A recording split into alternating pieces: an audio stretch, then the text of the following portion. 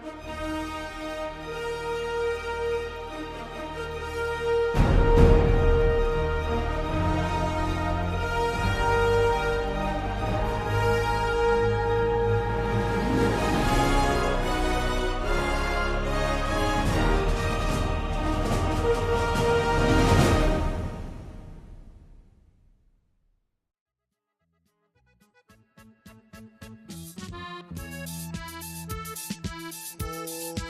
a buscar un rinconcito en el cielo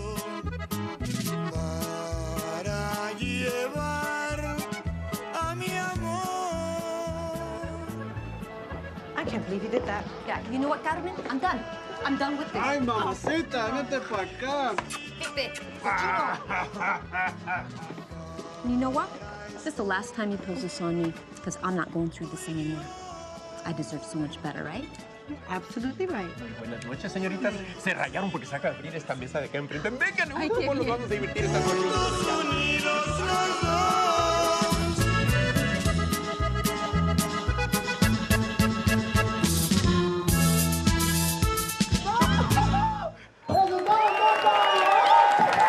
El aplauso fuerte para Ramón Ayala y su Bravo del Norte, compa.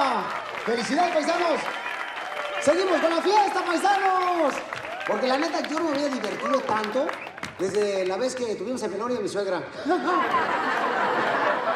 Vamos a recibirlo con un fuerte aplauso. Desde Guadalajara, Jalisco, él es, señores y señoras, Jesús Iglesias.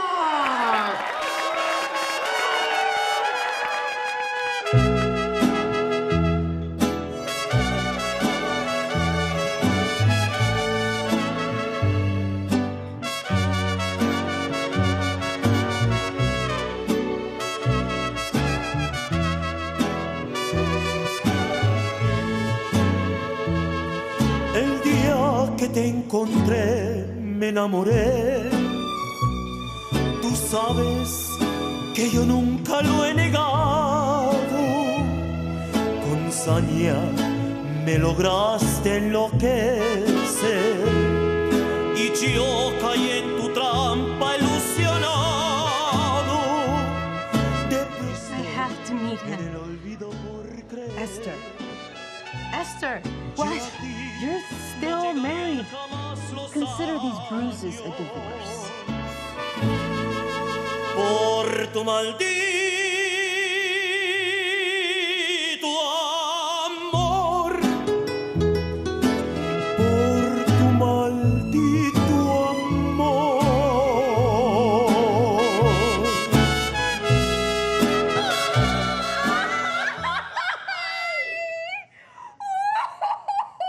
Esther, I'm gonna need you to push. Is that a cigar? It's not lit, it's just something I do for stress. Hombre loco. Why are you smoking a cigar when you're supposed to be delivering a baby? That's the kind of stress he's talking about, madam. Have you been drinking? If you want a sober white doctor in this town, it's gonna cost you a fortune. Ain't that the truth? Ay, Dios mío. Man, that is gonna be a big baby. I just hope I can pull him out before he pulls me in. Is the father here?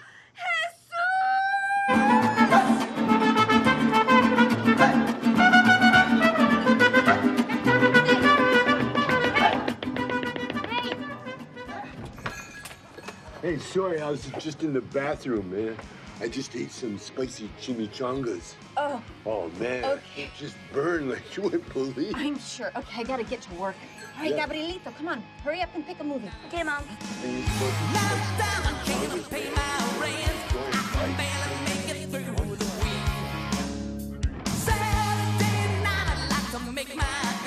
Hey, where are you going?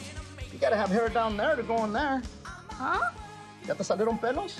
I already have hair. Ya me salieron los pelos. Where's your mom? She's over there talking with some old man. Some old man. Where's your dad? I don't have a dad. Gabriel, hurry up. Come on. Don't need nothing but a good time. How can I resist? Ain't looking for nothing but a good. I can't let you rent this, kid. It's an R-rated movie. Well, my mom said it's okay. Great. Ask her again. Fine with me. Hey, Mom, can I rent this? Yes, hijo. Hurry up. We gotta go. Okay, thanks. Told ya. After your movie's over, I want you to clean up and do your homework, okay? Okay, Mom. All right. And remember what we talked about? I want you to think about what you want to be when you grow up. Okay? Okay, For real. for real. All right. Give me a kiss. I love you. Me too. Have a good day. You too.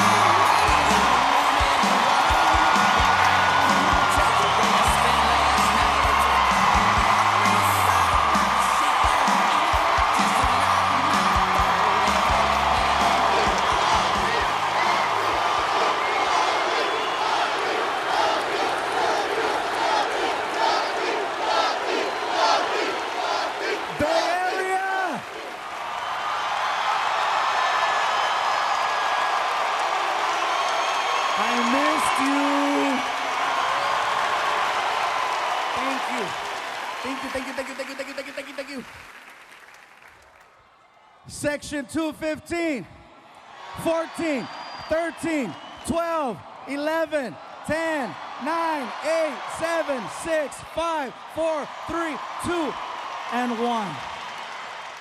They can hear you. Oh my God, I must look tiny up there, huh? Está chiquito, está chiquito. He's so little, yeah. Before I say anything else, you guys, a big hand for Bay Area legend, Mr. Chuy Gomez.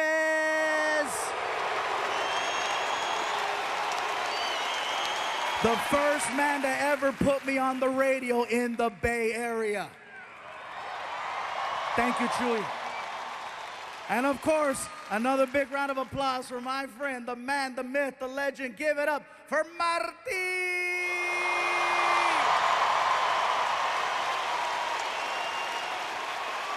This is so cool how now you guys recognize him. You see him and you're like, That's him. That has to be Martine. seriously, with that crazy hair, the tattoos, the goatee, you know exactly who it is. Now, in this building, there was people freaking out. Over by the merchandise table, I saw this girl lose it. She ran over to Martin screaming, ah! And then started hugging him. And then Martin looks at me, he's like, dude. I'm like, hey, she's not pressing charges, hug her back. That's rare. So then the girl turns around and she sees me and she goes, hey. And then I was like, hey. And she was like, Can you take our picture? all right. So that's what that feels like. Yeah, here we go. I'm getting ready to snap the picture and she's hugging Martin and she's like, I cannot wait to tell my friends that I met Machete.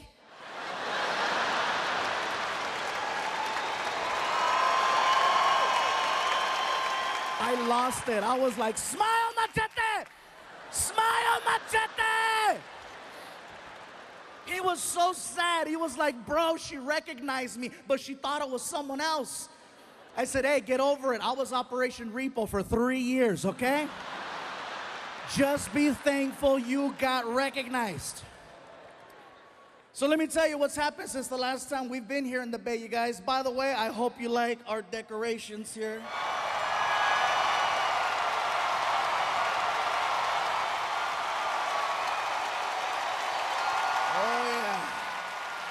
Since the last time we've been here, a couple of things have changed. One of which is I am officially down 100 pounds.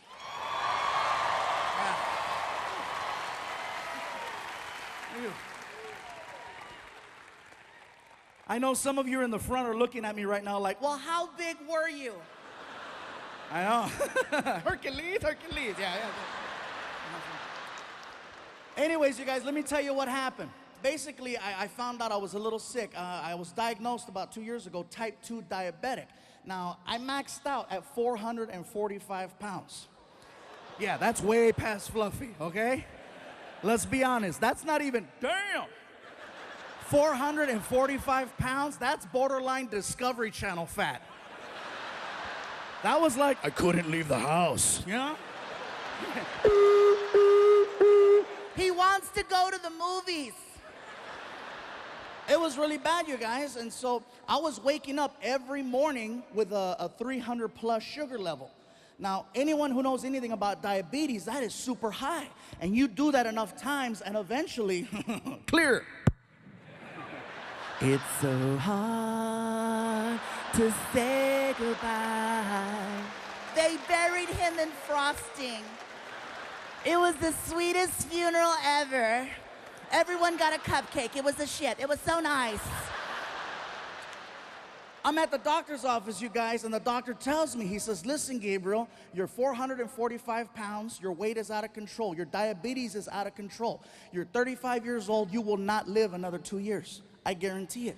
And I got very emotional, you know. I was like, are you serious? He goes, 2 years tops. And I was like, but I just started making money.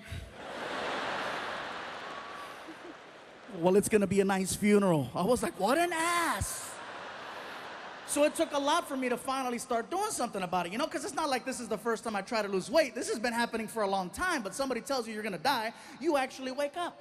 So what it took was, it took the support of my friends, my family, and, you know, especially, I gotta give credit where credit is due. Martin, you guys, helped me out so much because he's always encouraging me to go to the gym.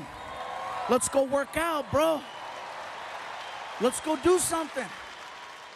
And more importantly than let's go work out is, you know, we're on the road together 46 weeks out of the year, so we eat together a lot, and he's always watching what I eat. And if he sees me reaching for something I shouldn't mess with, he checks me. Especially breakfast. That's my favorite meal. I love breakfast. And they always put us at these nice hotels where they give us this continental breakfast with the buffet. And, you know, if I'm eating eggs and bacon and sausage, that's fine. Yes, some of it's fattening, but guess what? No sugar. If Martin sees me reaching for muffins or waffles, he makes a scene. He waits for me to get about 15 feet away, and he starts yelling in front of all the people at the restaurant. Oh yeah, he's still ghetto. I don't care if it's a Ritz-Carlton. Guess what? Machete's here. He starts yelling. He waits for me to get 15 feet away, and then he starts. Really, bro? You're gonna put that in your mouth, Fluffy? You know what that's gonna do to your body? Hey, have some self-respect. And he makes me cry at breakfast. I'm sad. I'm like, I don't want the muffin. I don't want it. I don't want the muffin. I'm not a little whore. I'm not a little whore. But see, that is a real friend who would check me and remind me, hey, bro, get mad at me all you want. I just want you to live. And I got to respect that. That's why I love that dude, you know? And in turn, sometimes I got to check Martin. Yeah. Believe me, you guys. It goes both ways. Sometimes I have to check him. Not about his weight, but he has his demons too. You know, oh, believe that. Yes, sometimes there's limited space at the hotels where we're staying at. So sometimes we got to double up on a room. And every now and then, Martino brings some random girl to the room at 3 o'clock in the morning, wakes me up. I got to look at him and say, really, bro?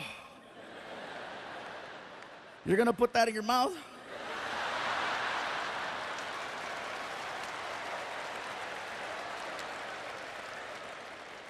Do you know what that's gonna do to your body? Hey, have some self. He doesn't, he really doesn't. So let me tell you guys, I'm in the doctor's office and he tells me, he says, listen, Gabriel, obviously working out isn't cutting it. I have a friend who specializes in gastric bypass. And I think it would benefit you greatly to at least listen to what the guy has to say. It couldn't hurt. So he hands me a card. The card says BH Surgical Center. I make an appointment. I show up to this place. I get to the door. The door doesn't say BH Surgical Center. It actually says Center for the Morbidly Obese. Yeah, that shit's not cute. So I figure I'm there, I might as well check it out. So I walk in, I go over to the receptionist, and I ask, right spot? And she was cool. She was like, yes, sir, you're in the right location. Can I ask you something? Absolutely. Why does it say Center for the Morbidly Obese on the door? The doctors prefer it that way. Why don't you have that on the card? Because then you won't come in. First time? Yeah, first time. So she hands me a clipboard, and she goes, please take this clipboard and have a seat. They'll call you in a few minutes. So I turn around and I sit down on this couch, and I start filling out the paperwork. And it wasn't like insurance forms and stuff like that. It was actually more of like a questionnaire. They ask you a bunch of questions, and you have to answer from 1 to 10 how unhealthy you think you are. And it's not going good. It's not. I'm like, oh, freaking 8, 8, 9, 9, 9, 9, 10, 9, 9, 10, 9, 10, 10, 10, 10, 10, 10, 10. And as I'm filling out the paperwork outside the door, I hear.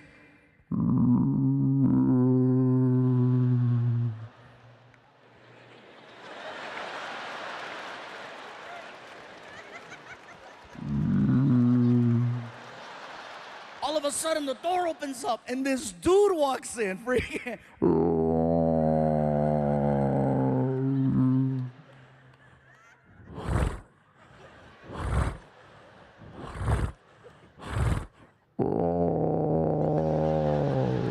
I was like, oh my God, you're morbid.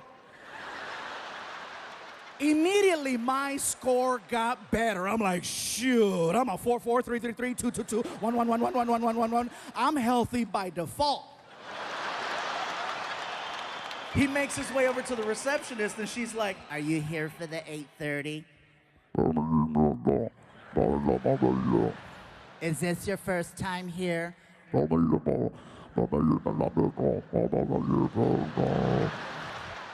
Because the doctors prefer it that way.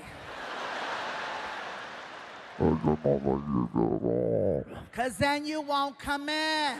Oh, God. Take this clipboard and have a seat. They'll call you in a few minutes. So he turns around, and he looks at me and my sofa, and he's like,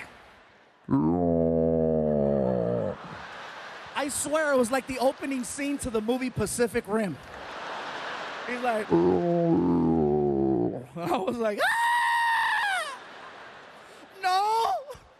No one's sitting here. Yeah, it's all you, bro.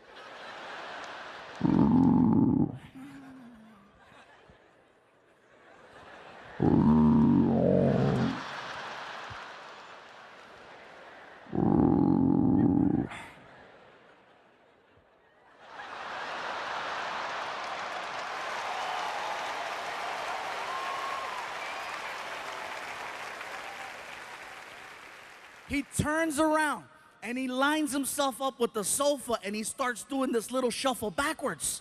Now keep in mind, I see this coming towards me, right? He's like, all of a sudden the back of his knees hit the edge of the couch and you hear the click. And then free fall. And he hit. And I was like, woo! And at that moment, they call me in, Mr. Iglesias, hey, wish me luck. So I walk into the office, I'm greeted by a nurse. The nurse is really nice. In addition to being nice, she's actually a fan, which made it so much better for me. She comes over and she's like, Mr. Iglesias, this is such an honor. I'm such a huge fan. I am gonna make this as painless as possible. I have to weigh you. I'm like, you know what? I'm good. I weighed myself at the house. I'm 445 pounds. I'm good. I have to confirm that. And in my head, I'm like, why would I make that up? You know what I mean? Like, if you're 200 pounds and you lie and say you're 195, I get it. But once you achieve a certain level of, it's pretty clear. So I said, fine, where's it at? Excuse me, where's it at? Where's the scale? Because I want to walk up to the scale so I can grab the stupid brick, pick it up, slide it all the way to the end, and put it down. You know the scale I'm talking about, right? The one that has that heavy arm where you get on and it's loud. I call it the scale Nazi. You get on and it's like, Sikaya!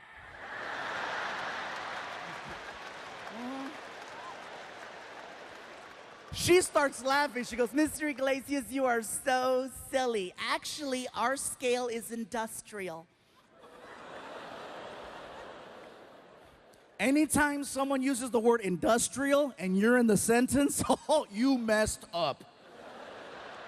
She goes, Mr. Iglesias, it's built directly into the floor. Stand on the little X. I'm like, oh my God, I'm a semi.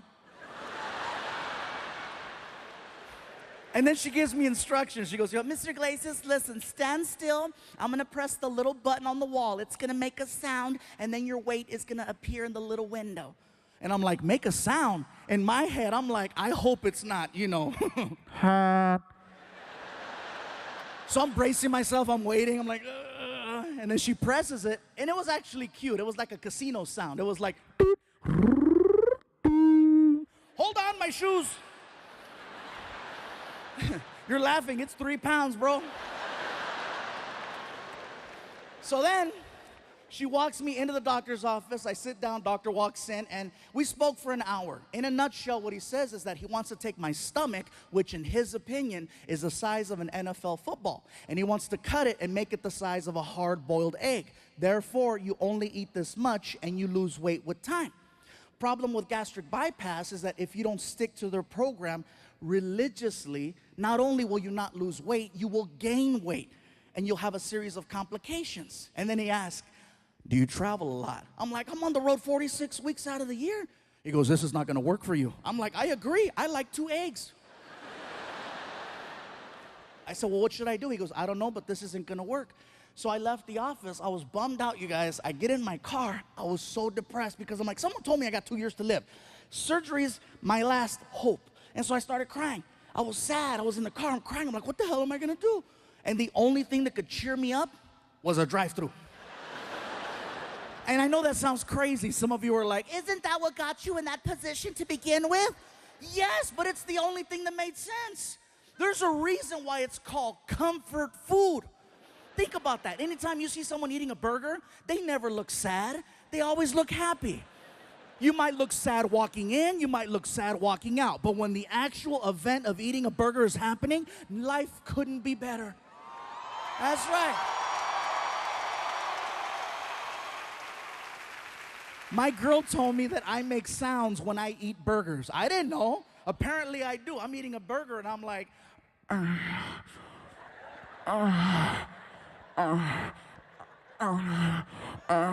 She was like, are you eating that or are you eating that?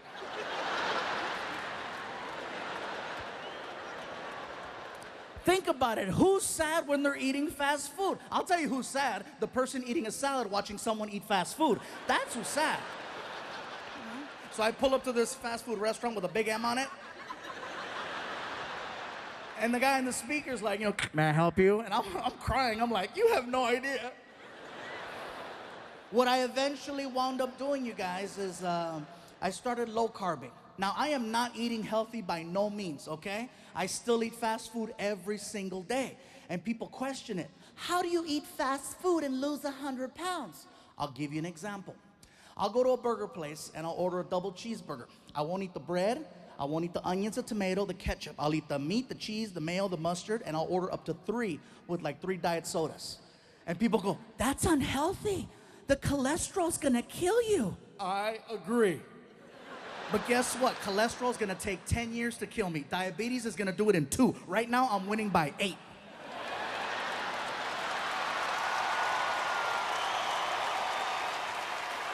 Hell yeah, that's called fluffy math, bro.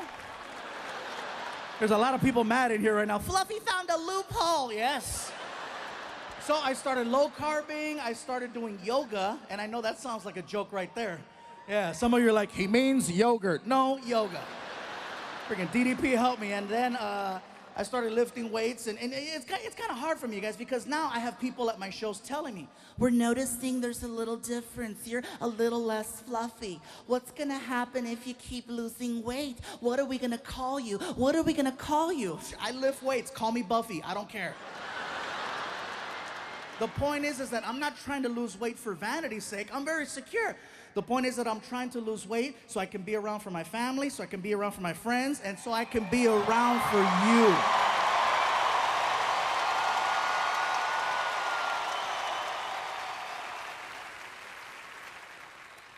I'm not trying to preach to nobody. This is what you got to do with your life. Hell no, shoot. You like burgers? Kill it. Dale gas. I'm just saying that's what I'm going through. And then people think, oh, he's trying to lose weight because he's doing movies. He wants to look better. He wants to be accepted. He wants to be accepted. No. Don't get it twisted, you guys. Don't even think that. At my highest weight of 445 pounds, the level of acceptance I had was amazing, okay? To put it to you like this,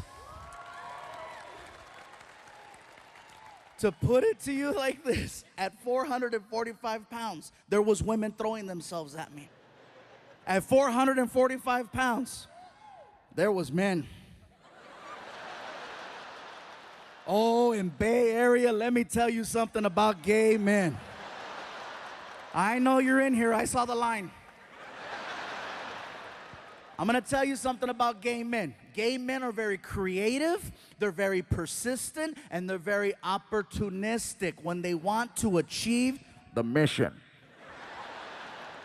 They're just as calculated as straight men are. I'll give you an example. I'll tell you a story, right? So one night, Martin and I are at a bar, and we're having drinks. And that should come as no surprise. Oh, really? They were drinking? Yeah, we killed it. So as we're drinking, Martin is paying attention, and he's listening in to a conversation that's happening about 15 feet away between these two girls. They're going back and forth, and one of them was like, I don't believe we finished the whole bottle. How the hell are we supposed to get home? Martin stands up, looks at me, and says, bro, I'll be back. And then it began, the hunt. You know, freaking.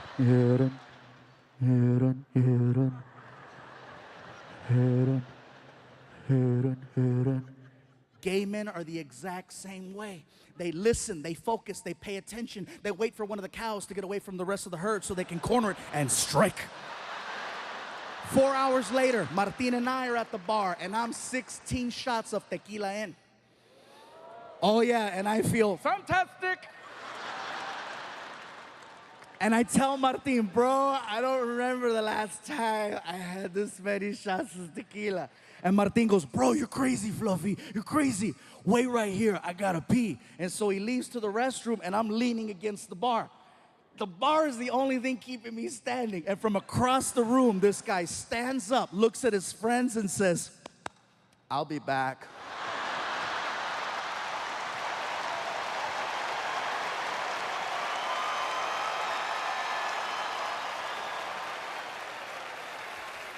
And then it began, the hunt.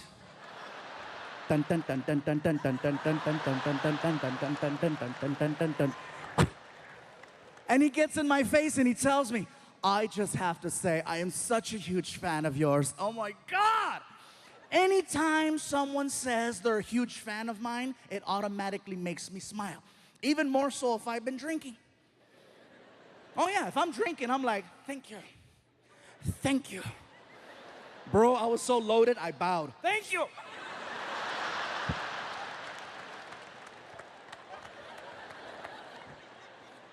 The guy puts his hand on my shoulder and he says, I just have to say, you have gotten me through some difficult time. And he stops talking and he squeezes and he goes, oh my God.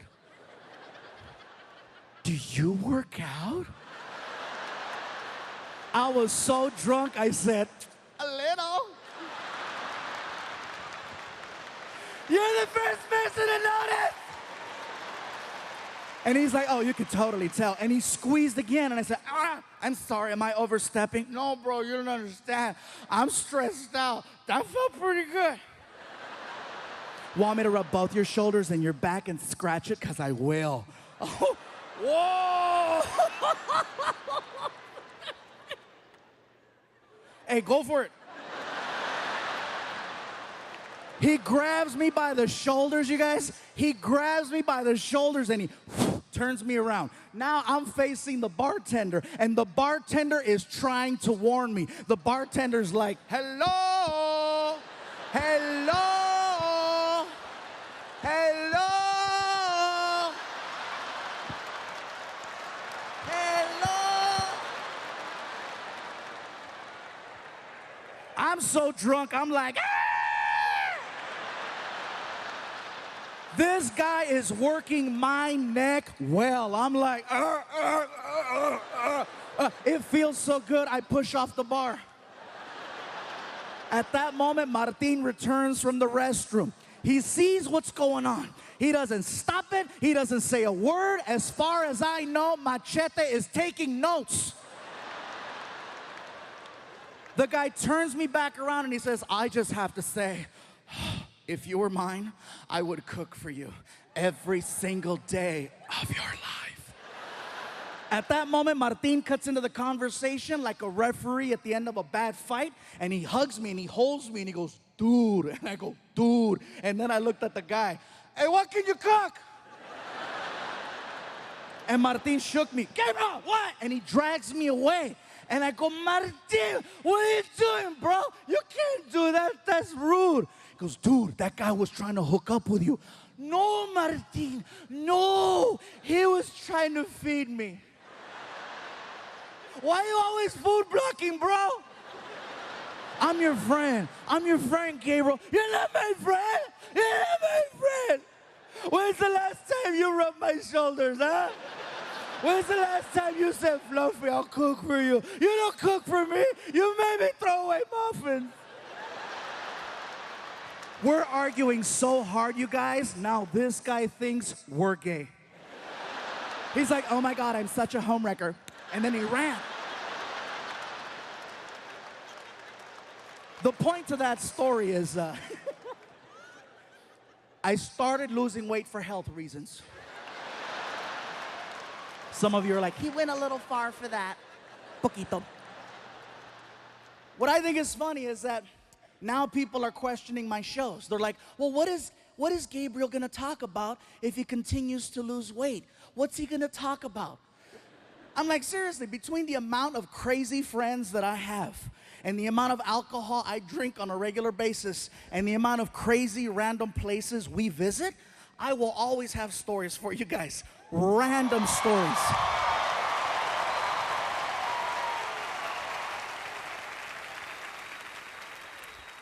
Stories no one else has. Stories like Martin and I just got back from India. Yeah. So let me tell you, I started posting on Facebook and Twitter that we were gonna go out there to do these shows. And then people started sending me messages, questioning what I was gonna do. First of all, are they gonna understand you in India? Will they understand English okay? Will they be able to follow along with your stories? Once we got there, I come to find out that more people speak English in India than in all of the US and Canada put together. Might as well throw Mexico in there for extra credit. Because there's that many people, and yes, they have the internet. They got the internet, they got Bollywood, they got Hollywood. They understand American culture so much more than we understand theirs.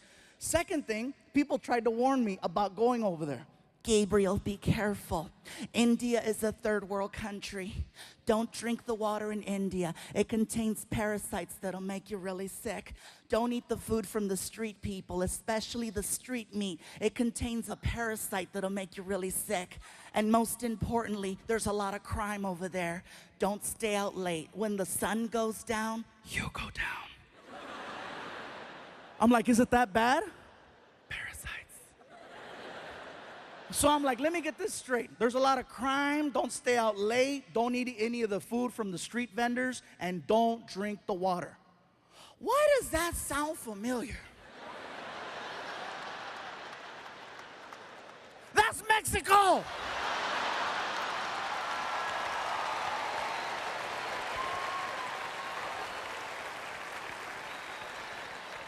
When Martin and I got over there, we found out that Indian people and Mexican people have so much in common, you guys. I'm telling you, it's insane how similar we are, especially the food. The food is so similar. For example, Mexicans love tortillas. Indian people love naan bread, which is a fluffier form of a tortilla. Mexicans love chicken. Indians love chicken. Mexicans love hot and spicy. Indians invented hot and spicy. Most popular drink in Mexico is Fanta. Most popular drink in India is Fanta. Indian people worship cows. Mexicans love barbecues. A lot of similarities. Most of the people that I met over there were very hardworking and humble. And I gotta tell you, every time I talked to someone, I was always greeted the same way. They'd look at me, they'd put their hands together, they do a little bow, and they say, Namaste, which is an endearing hello. It's really nice and sweet. And then I noticed that Indian people, when you're talking to them, do this thing with their head, where it will begin to move side to side as they're speaking. Now, at first when you notice it, you think, oh, he slept wrong. He just got a kink in his neck. Get a Tempur-Pedic. Now, when they start speaking, their head starts moving. And I noticed this. The guy is checking us into the hotel, and he's really cool. He's like, listen, if you have any problems at all, okay, you call the front desk, you press 0. We will send somebody to your room to help you. Whatever you need, we got it for you right here, okay? It's very good. Now, one thing I notice is the more they talk and the more excited Indian people get, the more the head starts to move around. Somebody at the hotel yelled out to the clerk, that's Fluffy. And the guy was like, oh my God, I don't believe it. I thought it was you. I thought it was you. Oh my God, I cannot believe it. This is so crazy. Oh my God, Fluffy, Fluffy, Fluffy. Even crazier than that is that the mouth is actually connected to the neck. When the mouth stops moving, the head stops wherever the mouth left off. And when you see Indian people talking to each other, you can see it. Okay, let me tell you something. Okay, okay, hold on. Wait, hold on, wait, okay. Like if you're Indian and you stutter, you are so screwed. Somebody stop him!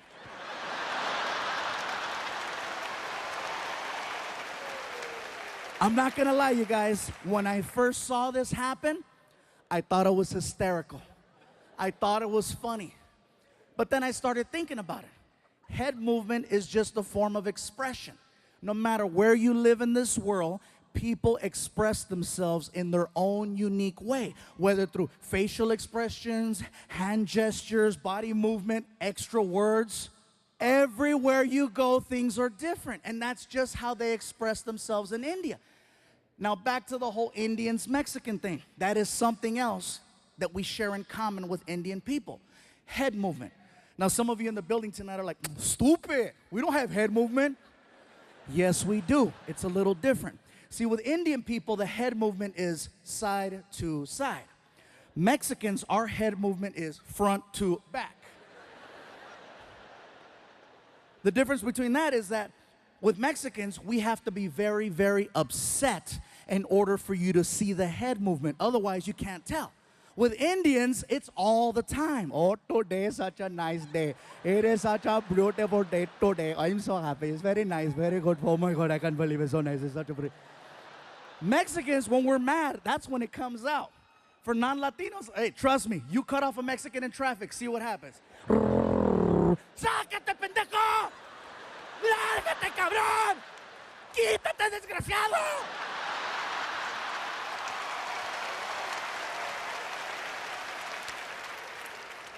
That's funny. I don't know why the black people are laughing. You guys take it all. Oh, no, you didn't. Oh, hell no. I know he ain't talking about me. I hit a bell. I hit a bell.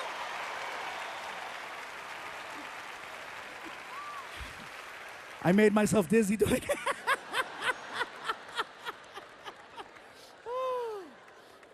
So let me tell you guys, if you ever get the opportunity to travel to India, I encourage you to check it out.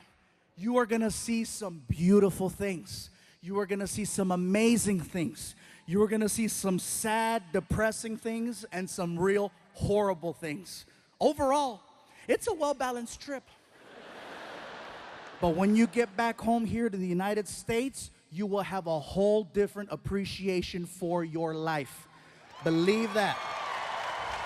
I guarantee this, you guys. There's a lot of people in India, and with a lot of people comes a lot of traffic. First things first, American traffic and Indian traffic, very different. Here, whatever happens on the freeway will stop the whole freeway. In India, there's 10 times the traffic, but it moves. See, the problem is Americans, we're fascinated by accidents. We're fascinated by the idea of seeing potential death. That's why we slow down on the freeways. We say we don't want to see it, but what happens in traffic? You know, what's going on over there? There doesn't even have to be a collision. You could be on the 101 freeway and a car has a tire blowout and it spins. Doesn't hit anything. It's now facing oncoming traffic. You know what happens to the rest of the freeway? Even on the other freeway where there's no accident. And again, what's going on? What's going on? I'm sorry, hey, somebody might be dead. Sorry. In India, if there's an accident in the middle of the street, you know what they do? They drive right around it. They don't stop. And it's not that they're not sensitive to the situation. They are. It's just that there's so much chaos that happens on a regular basis. They just need to get to work. They do see what's happening. And believe me, they're heartfelt. You know, they'll drive around. I'm so sorry for you. Nothing stops the flow of traffic in India. They need to get from point A to point B. And so they go. If there's an accident, they drive around. If there's something blocking the street, they get on the sidewalk to go around. It's amazing the way they drive. And here's something else. No one uses turn signals over there. No one uses turn signals. They use a horn. Now, if you go to India tomorrow, from the time you get there to the time you leave, you're constantly going to hear a horn. It's an actual language when people are driving. I'll show you. You're driving? Car on your right. Car on your left. Light up ahead. They talk to each other while they're driving, and they barely miss each other every single time. Also, you'll be on the 101 freeway here, and there'll be 6 lanes. In India, you'll see 6 lanes, but guess what? You'll see 12 cars across. Yes, they have lines, but they're basically there to let you know more or less the direction you might want to go in. They're this close to each other. And even at the light, they communicate. You see everything. Cars, trucks, vans, motorcycles, pedestrians, cows, children, all waiting for the light. And they talk at the light with the horn. Very good, you can go, you can go. Welcome, you're welcome, go. Nothing stops the flow of traffic over there. Indian people drive, think of ants. You know how ants travel in a straight line? And if there's something in their way like a rock, ants will split up, go around the rock and reunite, or climb over the rock. Worst case scenario, they dig a hole and go under the rock. That's the mentality of driving in India. A man can get shot in the middle of the street. People just look at each other. Somebody pick him up. And they'll drag his ass onto the sidewalk. And if there's an accident and they need to get around, guess what's gonna happen to that guy on the sidewalk? Nothing stops the flow of traffic in India, except a cow. Now, I know we've always heard the stories and the jokes about, oh, Indian people don't eat hamburgers. I asked the question and I found out. It's believed that cows are people who have died and they've been reincarnated and their new life is now the cow, which is why they don't eat them and why they give them all the love and respect in the world over there. I saw this firsthand. There's a cow crossing the street while we're driving. And the cows know, they're cocky. They know that they can cross. Friggin', all the cows, and the cows out there all cocky. Gling, gling, gling, gling. No one honks at the cows. No one yells at the cows. No one touches the cows. They wait for the cows to finish crossing. The cow that we had laid down. The driver just shut off the car. Started tweeting. There is a cow in the middle of the street. Hashtag Momo.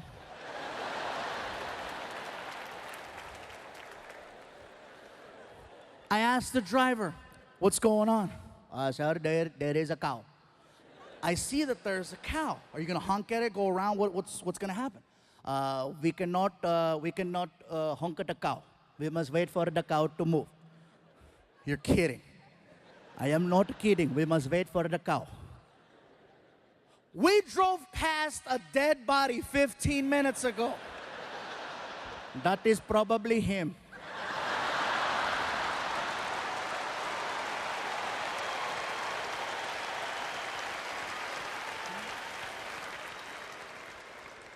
Like seriously, the driving situation over there is so intense, you guys.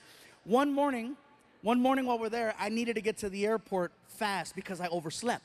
And so I get in the cab and I hand the driver a $50 bill. And I go, sir, I am running very late. I need to get to the airport as soon as possible. Whatever side street you have to take or back road, I'm all for it. Whatever you have to do, let's do it. And I hand him the money and he goes, very good, let's go. And we take off. The guy is hitting anywhere from 50 to 70 miles an hour on the street. We are making incredible time. I notice that we're heading in the direction of a red light. You ever been in a car with someone and you're paying attention to what's going on and you notice that you're about to hit a red light and you know how you start to mentally and physically prepare yourself for the deceleration of the car, and you start anticipating the pressure from the brake. And if you don't get the sensation of slowing down by a certain point, all alarms go off in your head and you sock the driver in the chest. Hey! Not only did I not get the sensation of slowing down, I got the opposite. He gunned it towards the light. And it caught me off guard. I couldn't even scream. I was like, and then I got air. Hey, pull over, pull over. He didn't even know what he did. He looks at me, he goes, what is wrong? What do you mean, what is wrong? Dude, didn't you see the red light? As calm as can be. Didn't you see there was no one there? You told me, whatever you have to do, okay? Whatever you have to do, you do. Do you want to yell or do you want to make plain? He made a good point. I sounded like a third grader. I want to make plain. Like seriously, that's a video game I want to see. I want to see Grand Theft Auto India. It was so crazy, you guys. And this is just us being there. I haven't even gotten to the part of us performing. We were in Mumbai, Bangalore, and Delhi, okay? These three places is where we went to perform. Mumbai and Bangalore, the shows went over very, very well. Okay, there were about 1,500 to 2,000 people, which is amazing for a few going over there. I was like excited, yes. And then we get to Delhi.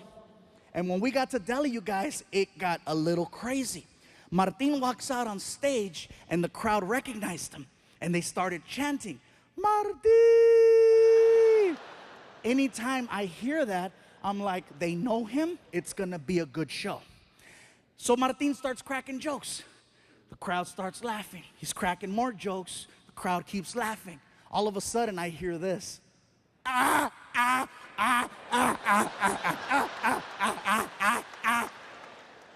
Martin doesn't say a word to them. He gets off stage, next comedian comes out, and then Martin comes over to me and he says, bro, I don't know what's going on, man. I don't know what's going on out there. There's these three guys in the front row. They're laughing like Klingons from Star Trek. I'm not gonna address them. I'm gonna save them for you. I was like, oh, thank you. So then Martin goes back out there on stage. And he introduces me. Ladies and gentlemen, Gabriel Iglesias. And then I run out on stage. And the crowd started chanting, Fluffy, Fluffy. And I was like, whoa, what's up, Delhi? And I start cracking jokes. Start getting laughs. Start cracking more jokes. Start getting more laughs. And then it happened.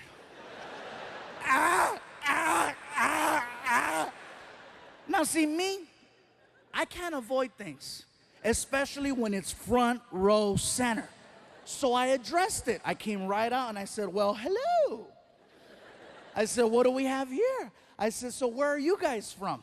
And the guy in the middle looks at me and he goes, we are from Germany.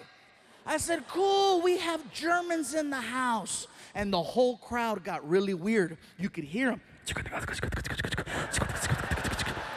They freaked out because they thought I was gonna start making fun of the German people. And one guy even stood up. Don't do it, don't do it, don't do it. I go, relax, bro, have a seat, don't do it.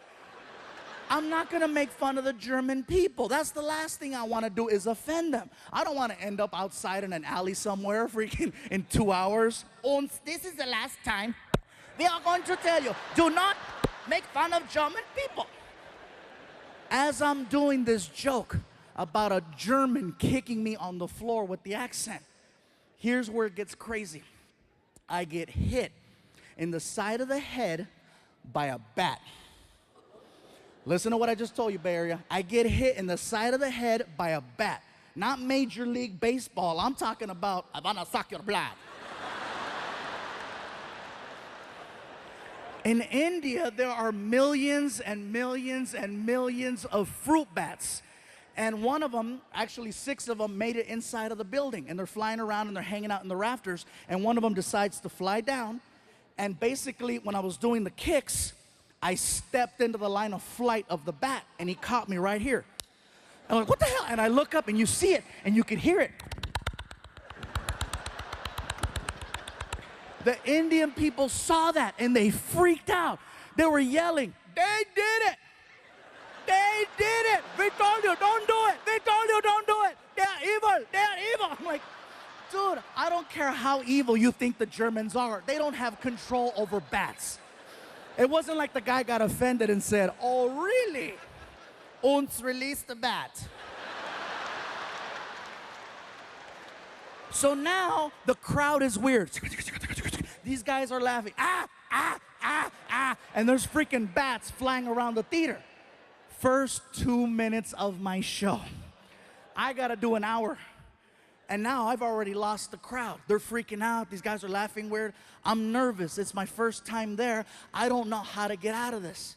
So I literally walked over to the other side of the stage and I started just performing for this side of the room, trying to redirect the focus right here. And I'm so nervous, I'm stuttering. I don't even have a segue. I'm like, you know, it's crazy in America. Everybody in America likes drinking, you know, it's real crazy. Like for example, Mexicans, most Mexicans, we like drinking tequila. Most black people like Hennessy.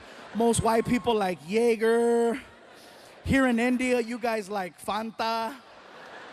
And when I said Fanta, the crowd went crazy because it was such a local reference. They freaked out. They were like screaming, oh my God, he knows, he knows.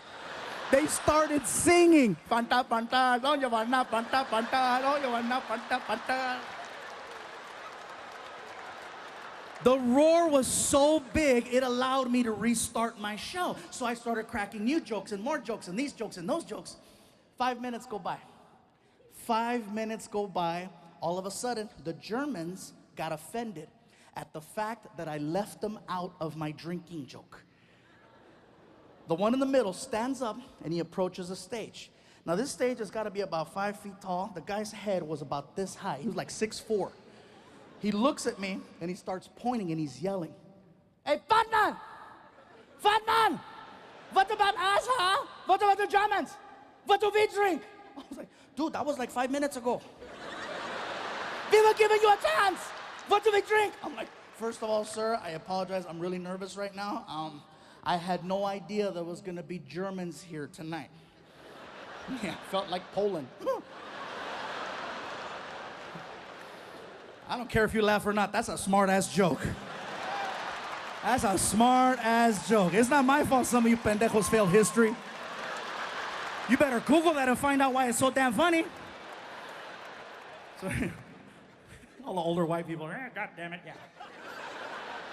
So anyway, so I'm standing there and I go, listen, sir, you need to have a seat, okay? The people are getting nervous. You need to have a seat so I can finish the show. And the guy, he refuses. He says, I will not sit down, fat man, until you tell us what we drink. I go, listen, I don't know what you guys drink. And the Indians are being so cute. They're trying to help me. They're yelling, hey, they like Fanta too. And the guy was like, we don't look like Fanta. I'm like, dude. I go, sir, please have a seat. I will not have a seat until you tell us what we drink. Tell us, fat man. I go, listen, sir, you need to sit down and you need to stop calling me fat man. Now it's starting to bother me. This is like the 6th time he does it. And I didn't just lose 100 pounds to now get called fat man. So I go, sir, if you don't have a seat, we're gonna have a problem, especially if you call me fat man again. And he freaking did it. What are you gonna do, fat man? What do we drink? Even Martin, who's behind the curtain, knew. He knows when I'm at that point where I've crossed over. I can hear him in the back. Don't do it. Too late, Fluffy's pissed. So I said, you wanna know what you drink? Tell me. Don't ask me where this came from. I got right in his face and I said, blood of Jews.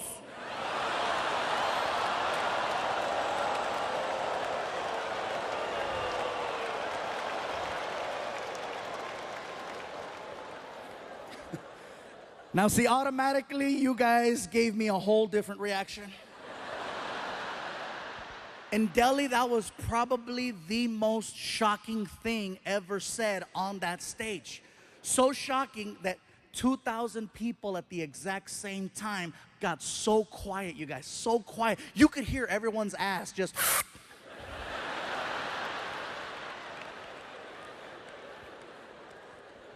And I'm still standing there, my hands out. Have you ever said something that was so bad? And I mean, you knew it was bad as it was coming out of your mouth, and you're trying to stop it, but it's too late, it's already out, and you're like, no. And it's too late. Blood of Jews is all over his face, right? I'm standing there, my hands out, I'm looking at him, he's looking at me, and I'm like, ah! He says, that's a good one, yeah, that's a good one. Oh my God, thank you, thank you. It doesn't end there. I'm telling you guys, this is so crazy. So next morning, Martin and I are flying back home to Los Angeles from Delhi. We're taking an airline called British Airways. We go from Delhi to London, England, and we have a connecting flight over there. Once we get to England, they canceled our connect for whatever reason. And so we got rebooked on another airline called Lufthansa. It's a German airline. Now, this is why I believe in karma. Seriously, Martin's like, really? Blood of Jews? I'm like, I know. I felt like they phoned ahead. Ons, take care of Fluffy.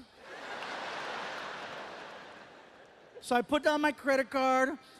I made sure that Martin and I got upgraded to at least their business class because it's like a long flight. And so we're in there, we're on the plane, and the plane takes off. About 20 minutes into the flight, we're just sitting there, we're laughing. And the flight attendant, she starts coming down the aisle with the little cart. Okay, she's coming down the aisle and she sees me and she goes, hello, sir. Do you have a preferred drink of choice today? Martin looks at me, taps me in the chest, and he goes, hey, tell her. Tell her, bro. Come on, ask for it. If anybody has it. Dude, shut up. And then she looks at Martin. Sir, do you have a preferred drink of choice? And Martin's like, yeah, you guys got blood of... She's like, Bloody Mary? Yes, yes, Bloody Mary. Freaking Machete's gonna get me banned from flying. So we make it back home. I'm trying to tell the story to my girlfriend and my son, and my girl, she's barely laughing. She's like, like she's jaded. She doesn't laugh at my jokes anymore. My son Frankie, on the other hand, he is dying. Ah! And I'm like, really? He's 16 years old. I go, really, Frankie, you thought that was funny? He goes, yeah, it's funny. I go, what was so funny about my story? He goes, those people you're talking about. I go, who, the Indians? He goes, no, the other ones. I go, the Germans. He goes, yeah, it's funny. I go, what's so funny about the Germans? The way that they speak. I go, what's so funny about the way that they speak? He goes, they sound like the 3 little pigs from the movie Shrek. I had to go on YouTube and freaking find it, and sure enough, all 3 little pigs. Und ja, hello, Shrek. Ah. I was just waiting for one of them to go, fat man!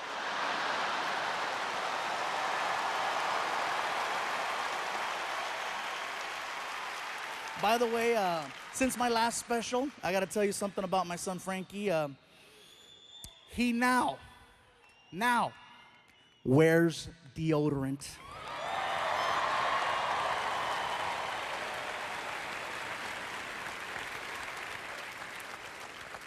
Now, for the rest of you that are watching right now wondering, what is he talking about? And the people watching the movie going, I don't get this. Let me explain. In my last special, I made reference to my son Frankie and how he refuses to regularly put deodorant on. And so I told him, if you don't start doing it, I'm gonna put your business on TV and your friends are gonna see me talking about you and they're gonna check you for me. Sure enough, my last special airs. The next day, Frankie goes to school and those kids were merciless. He came home, he takes off his backpack, he unzips it, and he dumps out like 17 deodorants. See what you did! I was like, wow, look at all the money we just saved. His mom was impressed. She was like, talk about how he needs towels. Hell yeah, he's gonna get towels.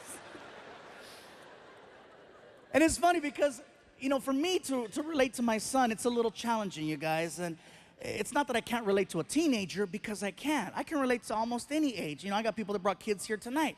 The problem is that my son doesn't see me as an entertainer. He sees me as the guy that tells him to take a shower, put on deodorant, you know, stop picking your nose. That's me. His friends, on the other hand, I'm like a god to his friends. Every time I drop off Frankie at school now, I pull up, you know, the kids see my car. They freak out and they run over to it and they put their hands on it like it's a shrine. They touch the car like freaking, Selena está aquí, you know? Some of you got that. Gracias. Anyway. Then the kids start shaking my car side to side, chanting, Fluffy, Fluffy, Fluffy. And Frankie's in the front seat, pissed. He's pissed. He's like, this is bullshit. I'm like, hey, dude, don't get mad at me because I'm more popular than you at your school.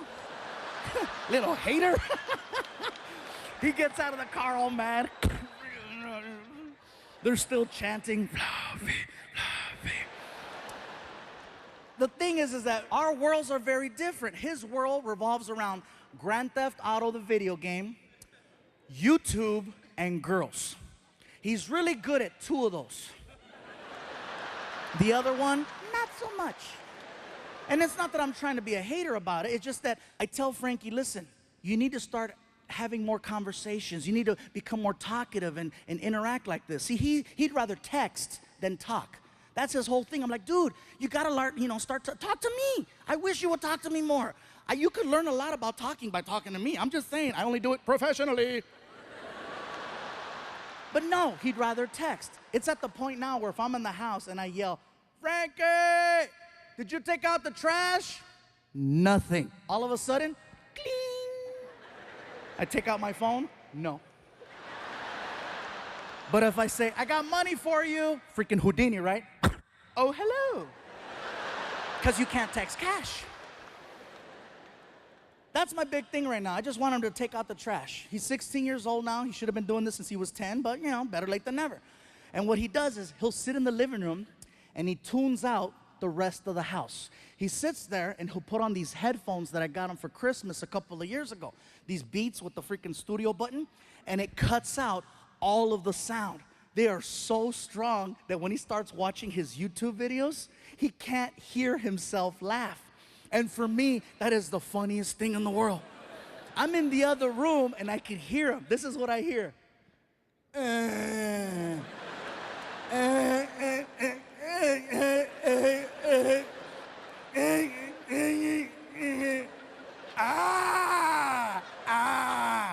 I'm in the other room like, who brought the Germans?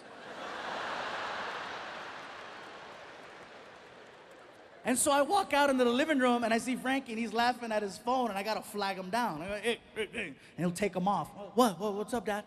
I go, Frankie, can you do me a favor? Can you please take out the trash? Okay. And then he puts them back on. What? Now? I go, yes. Now? When you ask me for a ride, it's because you need a ride when you ask for it, right? Not later. Then he says, where are we going? Just take out the trash. And then he does it. He takes out the trash, but he acts like he's doing me the biggest favor in the world. And he stares me down and he doesn't break eye contact. He's like,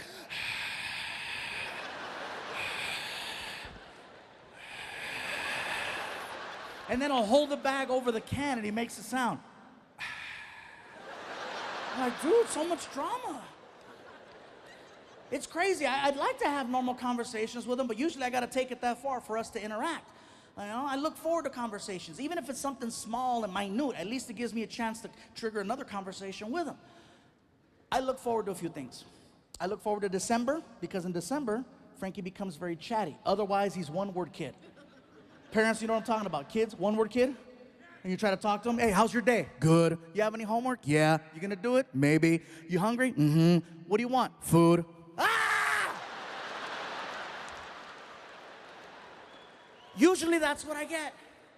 But December rolls around, and guess what December is? December is when he becomes very chatty because he has an agenda. All of a sudden, he goes from one-word kid to very like, hey, how's your week, Dad? You doing good? Yeah, how are the shows going? You doing all right? Do you need anything? You need anything? I'm like, I needed this in July, just saying. And I know it's fake, but at least, once again, it allows me to put my real conversation on top of his fake one. And if that's what it takes, then that's what it takes. In addition to that, I look forward to problems. I like problems, because if there's problems, Frankie and I can work on it together to find a solution, right? And I see that as a great form of bonding. Now, don't get me wrong, you guys. Sometimes it's expensive. Yeah, you're laughing. Let me tell you. Like one time they took his iPhone from school, and he comes home and he's all devastated, right? He's like, Dad, I gotta talk to you. I'm like, what? Tell me what? They stole my phone. I'm like, that's why you're talking. And I started laughing. He goes, it's not funny. I go, you have no idea how funny it is.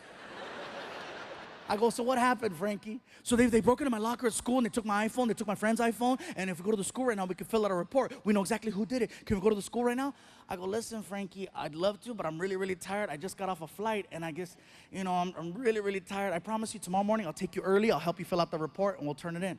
Can we go right now? I go, Frankie, seriously, please, tomorrow. I need my phone. I go, listen, Frankie, you can handle one day without your phone. He's not getting his way. So he turns around and he yells at the ground and he goes, they took my phone! I looked at him and said, hey, you took my freedom. You don't hear me screaming. I just accept it and process it and we move on. That's it. So then he asked, what's gonna happen? I go, well, I'm gonna go upstairs, take a shower, and probably go to bed. No, what's gonna happen if I don't get my phone back? I go, that's a good question, Frankie. I don't know. You're not gonna get me a new one? No, dude, I already got you a phone. It was your responsibility to take care of that phone. It's not fair. I go, life's not fair, Frankie, okay? But things happen. You should get me a phone. Dude, seriously? And then he looks at me and he says, and this kind of messed with me, he goes, you should get me a phone. It's nothing for you to get me a new phone. It's nothing for you to get me a new phone. Bay Area, my son thinks that what I do is easy. He thinks it's easy because all he sees when he attends 1 or 2 shows per year is that I walk out on stage, you guys start chanting, and then cool shit magically appears in his room. He doesn't realize that this is actually a job and there's sacrifice that comes along with it. So I told him, I said, listen, Frankie, how about this? How about you explain to me why I should get you a new phone? And if it makes sense, I'll do it right now. Go. I need one.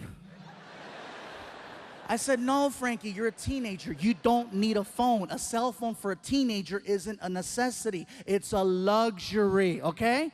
It's not a necessity. It's a luxury.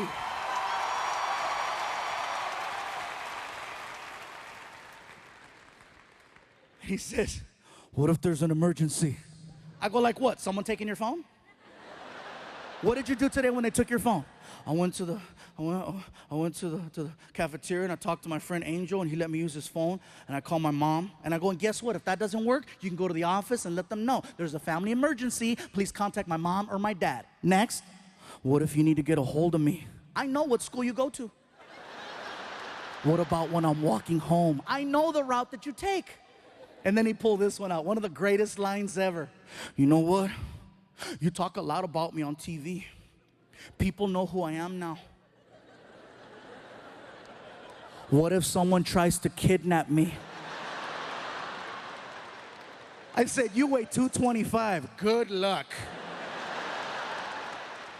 They are not kidnapping your ass without an iPhone and a box of Oreos. That's the only way that's gonna happen.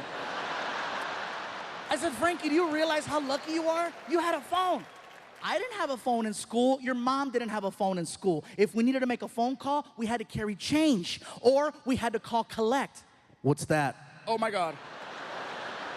Trying to explain the concept of a collect call to my kid is like trying to explain rocket science. He'll never have to deal with it. He'll never know what it's like to be out late somewhere and have to use a phone. First of all, to find a payphone.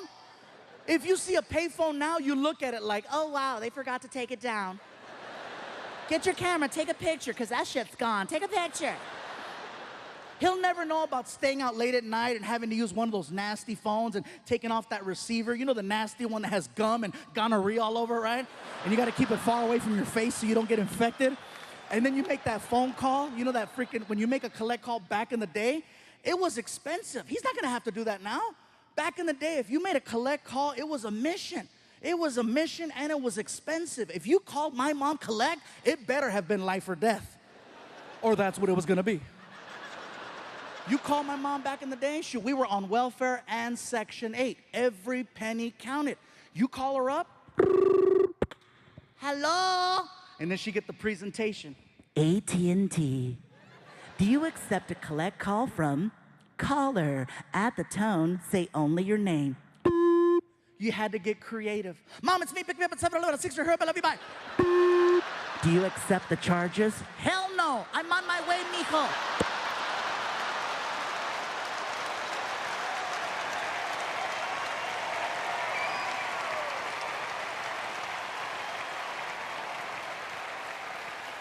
And if you couldn't get the whole message out, you had to call back, do that whole process all over again, and then say another sentence until they cut you off. I told Frankie, we call that ghetto texting.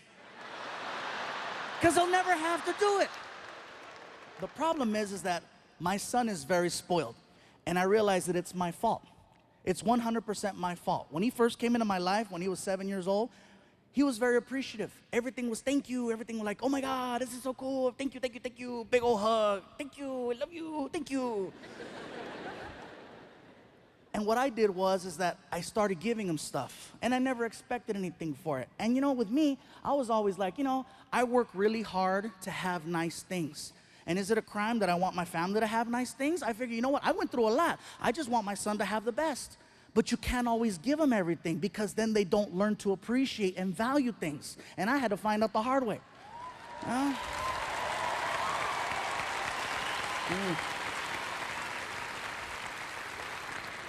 It takes a lot for me to tell you guys that, by the way. This is freaking messed up. My girl pointed it out. She goes, you're messing up. I go, what am I doing wrong? She goes, you don't let them earn anything. You don't let them try. You don't let them make an attempt to try to work towards something. So of course he doesn't appreciate things. And it was very evident last month.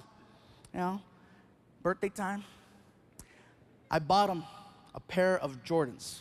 Not just a regular pair of Jordans. They were a special collector's edition pair of Jordans. You know the kind of Jordans where people wait in line the night before just so they can buy these shoes, except I didn't because I got the hookup. Yeah. They were really nice shoes, $180 pair of shoes. And yeah, hey, a lot of jokes. So I didn't even wrap them, okay? I put them on the box and I waited for him to walk in the room. And I'm standing there and he walks in, I go, happy birthday, and he sees the shoes. He looks at the shoes and all he says is, cool. That's it, cool. Sometimes I'll get lucky, he'll say it twice, cool. And then he walks around to see what other presents there are. And I told his mom, did you see that? Did you see? Don't get mad. I told you, you don't let him earn anything. Now that's why he acts that way. He expects things. I'm like, oh.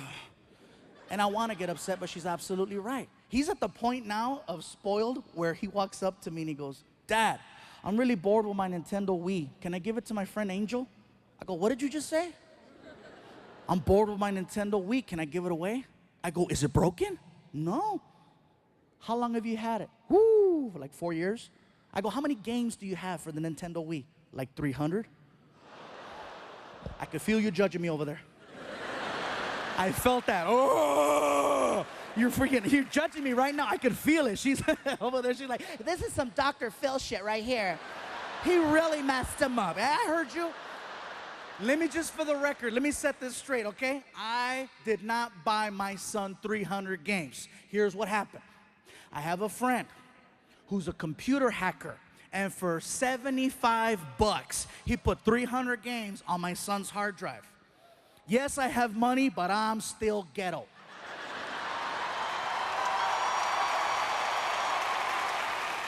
Oh, yeah.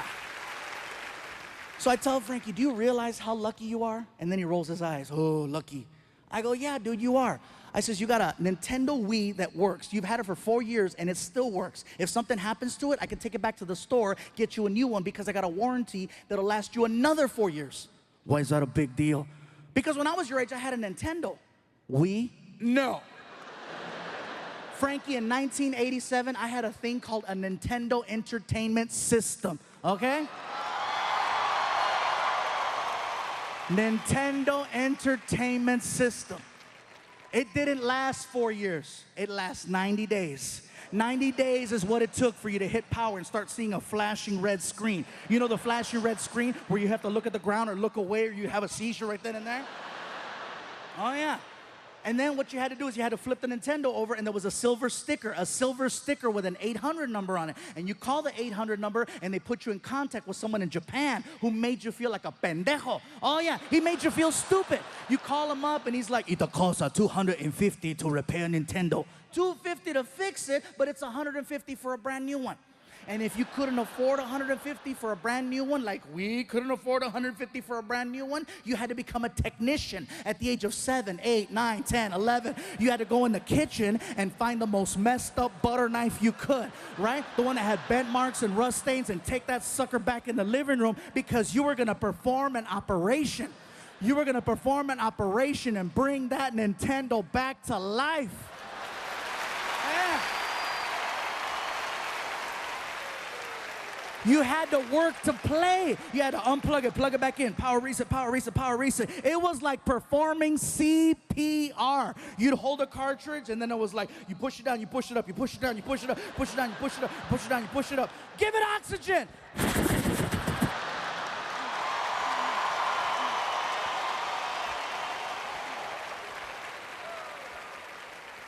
And if you were lucky, you'd hear the magical sound. Ta-dun, dun, ta-dun, dun. It's alive! It's alive! You were more happy about making your game work than actually playing it back in the day. Frankie will never know about having to repair his game system in order to play it. He'll never have to deal with the cartridge. He barely has to touch the disc. Most of the games now, you stream it through Wi-Fi. And if the Wi-Fi's messing up, you're not gonna fix Wi-Fi the same way you'd fix an old school Nintendo cartridge. That doesn't work. Wi-Fi's out. Hold on. Try it again. You can't touch Wi-Fi. Gadgets and devices now are so delicate and sensitive. You can't touch anything. Everything requires a specialist or a technician to come over and fix it. Back in the day, gadgets and appliances work so much better when you apply just a little violence to them. You didn't have to call a repair person. If you had a big screen TV and there was lines going through the middle, how would you fix it? Right? And what happened? Ta-da!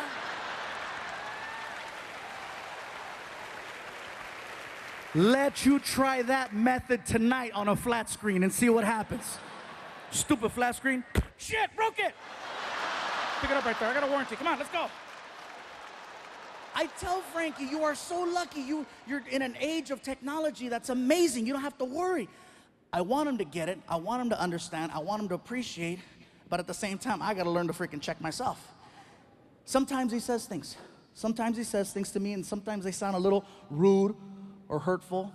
For example, every Monday when I go home, every Monday night I go home, and I always take my family out. It's always movie night. I love movie night on Mondays. There's no lines. You go in, you go out, good parking. It's sweet.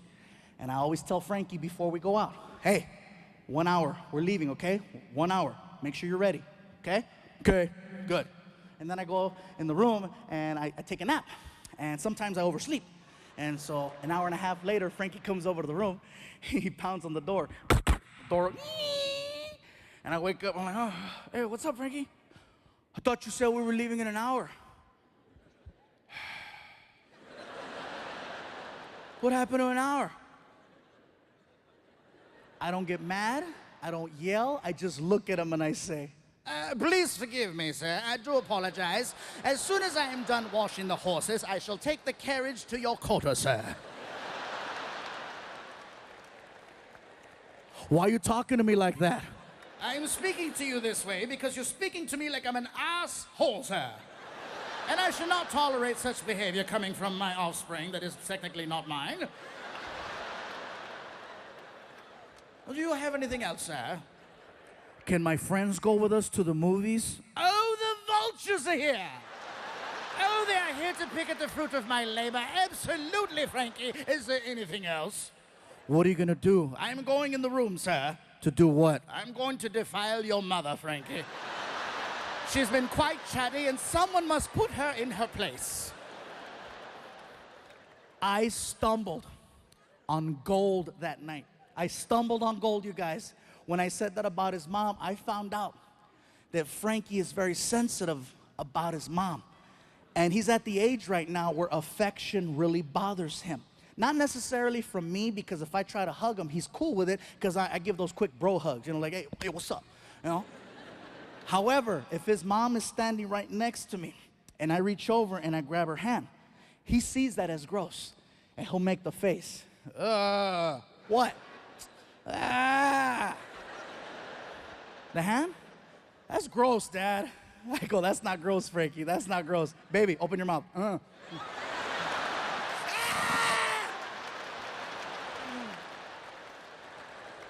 That's his weak spot, and I go for it every single time. One day I was ironing one of my shirts that I was gonna put on, right? I'm ironing the shirt and I'm talking to him about his grades. As I'm talking to him about his grades, there's a car driving in front of the house, and the stereo was really loud, and you could feel the bass. So I started dancing. Oh yeah. Frankie starts laughing, right? And it felt good. I was making my son laugh. But then he starts pointing. He starts pointing. Why are you pointing? Because you're fat. Your fat's going everywhere. Your fat's going everywhere. I go, really? My fat's going everywhere? Well, guess what? This fat makes your mom horny.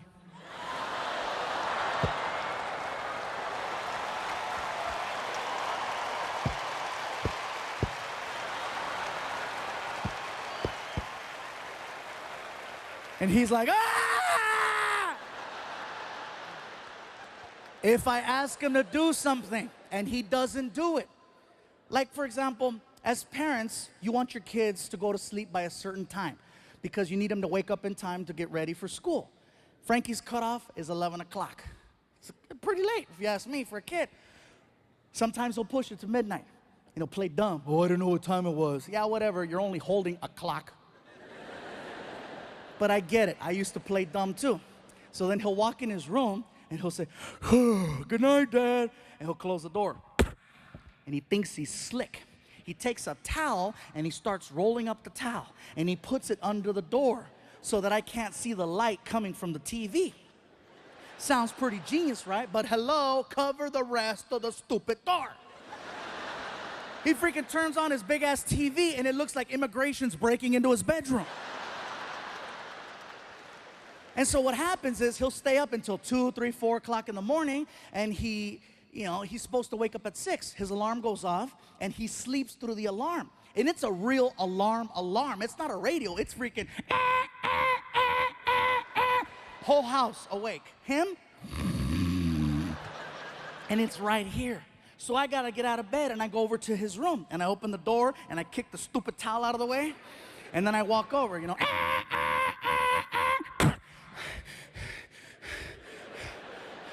and I yell, Frankie! Frankie! Nothing. So I shake him. Frankie, wake up! You know what happens when I shake my son in the morning? It makes him eat in his sleep. That's what happens. I shake him and he does this. Nom, nom, nom.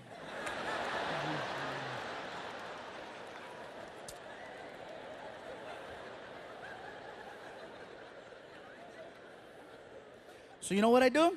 I get on top of the bed and I slowly lay on top of him. And I apply my full weight, bro, all of it, slowly, and you could hear him. Oh God, oh God, you're too big, you're too big. And then I whisper in his ear, that's what your mom said.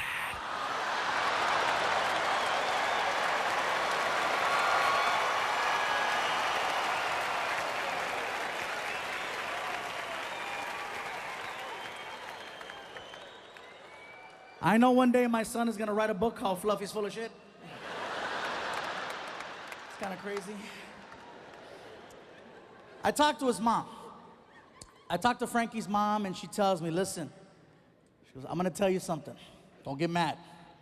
The reason why you and Frankie are always butting heads is because you guys are basically the same person. And I go, we are not the same person. She goes, your mannerisms are the same. The way you guys think is the same. You're moody in the same way. It's the same. And keep in mind, Frankie's technically my stepson. So my girl insisting that we're the same, I'm like, hello, I wasn't there in the beginning. Huh? But no, she insists, you guys are the same. And I started analyzing our lives. I started analyzing Frankie's life, and I started analyzing my life, and I started realizing that, you know what? Our lives run on these crazy parallels. I'm gonna tell you guys something. In all my previous specials, I'd always talk about my mom. My mom, my mom, my mom, my mom. I never really made references about my dad because my dad wasn't there when I was growing up. And I made a joke one time about how my mom said that my dad was a mariachi, which is true, and that he was the guy that was on the bottle of hot sauce. My dad was a tapatio guy. So, after that, people started asking questions about my dad. And so they're like, so what's the story with your dad? And it felt really awkward for me to bring up the fact that I didn't grow up with one, you know? And nobody wants to tell people I grew up without a parent. And so for me, it was very personal, and I started building up this wall because people kept asking questions, especially this one. What would you say if your dad wanted to see you now? And for me, it's been over 30 years. And so I'd always say the same thing. I said, well, if my dad wanted to see me, I'd tell him he has to buy a ticket. That was the go-to line. If my dad wants to see me, I'll tell him to buy a ticket. I'll tell him to buy a ticket. My dad wants to see me 30 years later, I'm gonna have him buy a ticket. I said this for over 7 years. And guess who bought a ticket? Bay Area, it's about to get real. Oh, let me tell you this one. So I'm doing a show at a comedy club in LA called the Comedy and Magic Club. And it's about a 250-seat room. And the manager, Richard, comes up to me before I go on stage, and he goes, hey, listen, Gabe, your dad's in the back of the room. Can we pay for his drinks and his food? I go, what are you talking about? He goes, yeah, your dad's in the back. Are we paying for his food and drinks? I go, listen, I haven't seen my dad in over 30 years. That's somebody trying to get free food and drinks. Cut him off. Don't pay for anything. Got it, bro. So I go up on stage. I start doing my thing. No problem. Show goes over very well. I wind up outside after the show, and I'm doing a meet and greet. I'm taking pictures, and I'm signing DVDs. My dad goes out and gets in line with the rest of the fans to try to meet me like that. And my manager goes to the back of the line, and then she comes up to me and she goes, listen, Gabe, the guy that's at the back of the line, I have a feeling that could be your dad. I go, really? You too? Why? I saw his ID. Gabe, is his name Jesus? And I was like, well, that's a 1 in 4 chance right there, you know?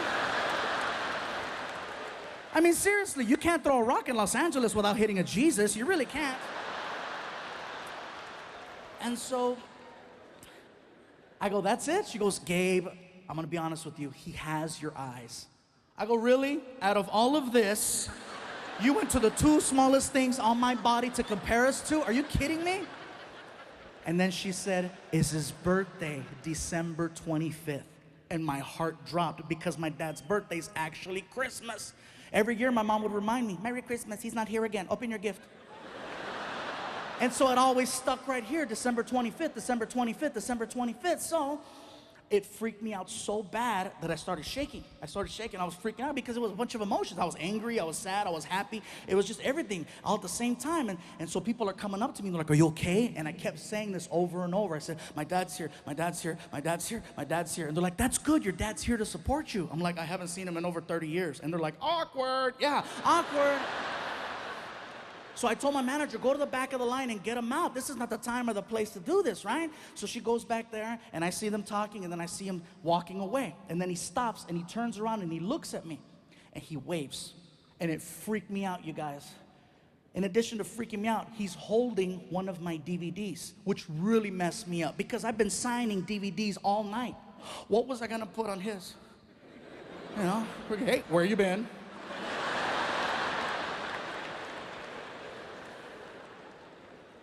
So she gets his info, gives it to me. I give the info to my girlfriend, right? And I finish the meet and greet. We get in the car, we go back home. I'm not saying anything. I'm shaking, I'm sweating. And my girl goes, you okay? I said, listen, you know what? I've been playing the scenario in my head for over 30 years. What would I do if he ever showed up? And I says, I thought I was prepared to handle this, and I'm not. I'm freaking out. And she goes, baby, listen, how about we sleep on it, and we'll figure this out together tomorrow. Just sleep on it. Try to relax. And I'm like, that's a good idea. So we get in bed. She knocks out, and I can't sleep. And 3 o'clock in the morning rolls around, and I said, I can't take it anymore. So I wake up my girl, I said, baby, get up. What is it, what? I go, listen, call him. Right now? I go, yes. It's 3 o'clock in the morning. That's disrespectful. I'm like, hello, who waited 30 years? Fine. So she gets on the phone, and she calls my dad. And he answered on the first ring. And I could hear him talking, and going back and forth. And then she hangs up the phone and she says, listen, baby, your dad wants me to let you know that he doesn't want any money. He doesn't want any money. He doesn't want anything from you but 10 minutes of your time so he can ask you a couple of questions and hopefully answer some questions. Me personally, I think you need closure because you're messed up. My girl keeps it real. So I said, listen, call him back. Let him know that I want to see him today at the comedy club where we met. She goes, fine. So she calls him back, and she hangs up the phone. And she goes, okay, baby, I confirmed it. 7 o'clock at the comedy club. Can we get some sleep now? And I go, listen, I got to do something. She goes, what? And I get out of bed, and I walk over to the living room. And in the living room, I have a giant mirror, okay? And this giant mirror, I get in front of it, and I start rehearsing the speech I'm about to have with my dad that I haven't seen in over 30 years. Now, keep in mind, you guys, this is the only thing I've ever really rehearsed. I can't rehearse this because I don't know if it's funny or not until you laugh at it. Seriously, I could stand in front of the mirror all day. Apparently that shit is funny. Okay, cool. I'll try it again tomorrow. So I'm in front of the mirror. I'm very emotional, and my whole chest is bright red because I'm doing the stupid emotional macho thing. I'm standing there and I'm doing this. Who do you think you are? Who do you think you are? And my girlfriend grabs me. She grabs me, baby, calm down. And I snapped on her. I said, listen, this is the only way I know how to handle this, okay? Just give me a little bit of space. I promise you tomorrow I'll be a better person, but this is the only way I know how to deal with this. Please understand. And she was like, I get it. No worries. I'm in the room if you need me. And so she goes in the room, and I keep freaking yelling, emotional, screaming. And later on, she told me that I guess I was being really loud with the screaming and the hitting. And I woke up Frankie. And she says that Frankie came in the living room, and he hears freaking yelling and hits and pops. And so he got scared. And he sees me standing there in front of the mirror, and I'm hitting myself. And he freaked out. He was like, I better take out the trash.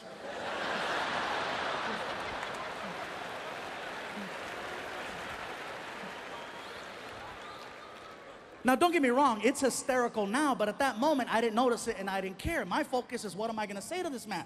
So I'm freaking nailing myself, and finally, okay, 6:45 rolls around. My girl and I get in the car, and we head over to the comedy club. We get there about 15 minutes late, and you know what? I'm like, you know what? That's cool. I'm glad we're late. This way, I'll just walk into the club, I'll look at him, and I'll start talking. We pull up to the front. I get out of the car. I start walking up towards the sidewalk. My dad is also 15 minutes late, and he's walking up the curb. It caught me off guard because I wasn't planning on meeting him on the street. I was gonna meet him inside. So now I froze. I'm like, ugh. He looks at me, and he does this. He goes,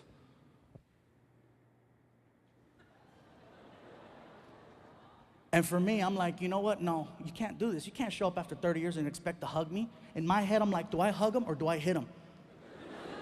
And if my girl wouldn't have been there, I'd have laid his ass out. You don't do that to a kid. And seriously, you guys, you can't. And you can't just show up.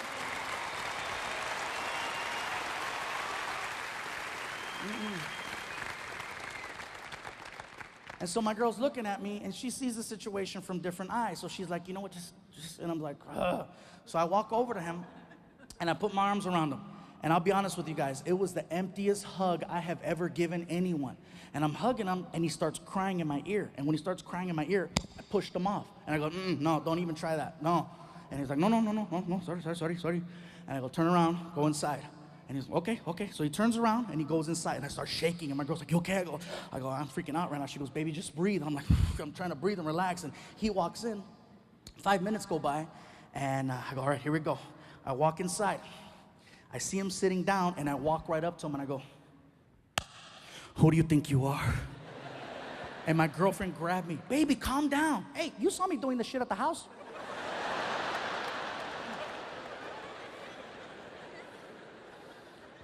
And I started laying into my dad. I started asking all the questions. You know, why? Where were you? What happened? Did you even try? What was going on in your life that was so important? And what really bothered me was the fact that he had a solid answer for every single question I hit him with, because I compared him to notes from my mom and my sisters. And more than anything, I just wanted to vent. I wanted to yell. I wanted to cuss. I wanted to scream. I wanted to get physical, and he wasn't giving me that opportunity. So I started making stuff up. I was like, you know what, Dad? My mom was mean to me because of you. Well, you know something, mijo? Your mother had to do whatever she had to do to raise you right. Look how good you turned out. I was like, oh, he's good. Apparently he has a mirror too. So I kept hitting him with more questions, and he kept coming back with solid answers. Eventually, I got to the point where I started asking the same questions over and over again to see if maybe I'd get a different answer. And it started becoming redundant. And I'm like, I'm just going in circles. Next thing I know, my dad starts cracking jokes. I'm like, seriously? 30 years and now you're cracking jokes? And it's not so much that he was cracking jokes that bothered me. It's the fact that they were funny. I mean, really funny. My girl's laughing. Yeah, I could hear her. Really? What? I see where you get it. Like, cabrona, you're gonna get it. Yeah. So the conversation is not going anywhere. So I said, you know what, let me just change the subject. Let me just try to talk to this guy as a regular person, not try to meet him as my dad. So next thing I know, we got on the subject of entertainment. And that's something that we both clicked with, because my dad was a mariachi for 20 years, and of course, I do what I do. But the stories and the lifestyle is very similar. You know, we shared a lot of stories about being at train stations, bus stations, you know, the airports, being in the shuttle vans, being in this city, this country, that country, coming home to a family that missed you, or coming home to a family that only wanted to see the check. Next thing I know, we started laughing. He high-fived me, and then I told him, I says, you know what, I gotta be honest with you. I said, I tried to hate you. I really did. I go, but I understand what happened, and I just want to let you know that I'm very grateful that you're here, and I'm sorry that I was the way that I was. Yeah.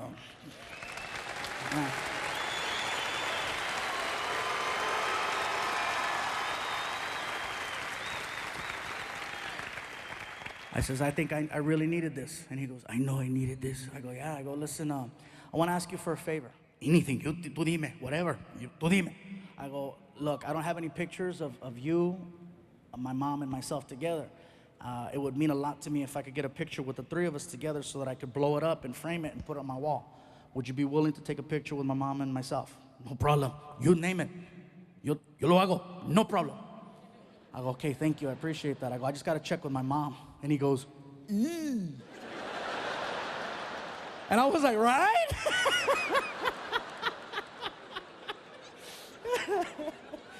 So I gave him a real hug. I got his direct info, and you know, he told me he was going back to Mexico for 8 months, and he was gonna come back, and he told me I had 2 sisters that I didn't know about, and I couldn't take it. My girl and I, we get in the car, and we go to my mom's house. We get to the front, and my mom hears the car, so she comes outside, and she's like, hey, ¿qué andas haciendo aquí? What are you doing here? I go, Mom, you are not gonna believe who I just had dinner with. Obama.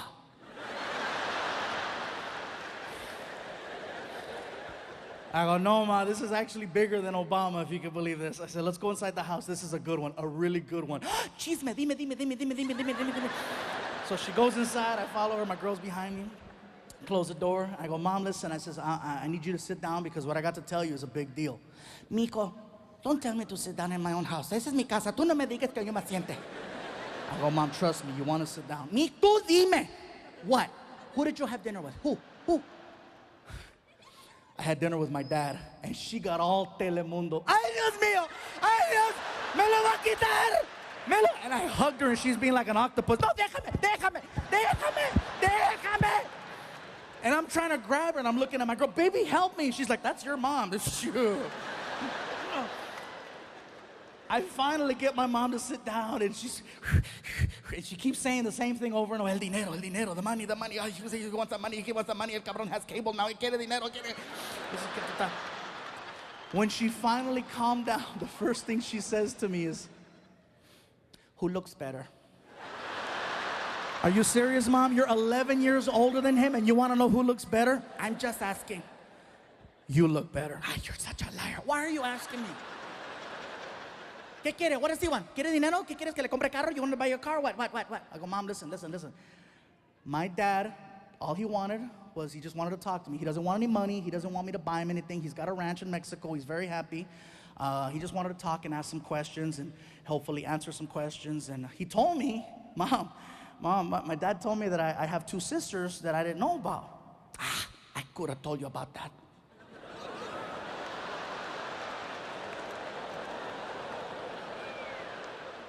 You knew I had 2 sisters and you didn't tell me? Mijo, you don't like the ones you have now.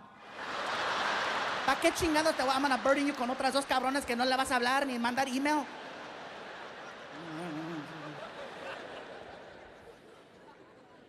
So we talked for a good hour, and then I brought it up. I said, listen, Mom, I asked my dad for a favor. You should ask him for many favors porque no estaba allí. Cada pinche verano yo te tengo que llevar a Raging Waters y la chingada de ese cabrón andaba por todos lados.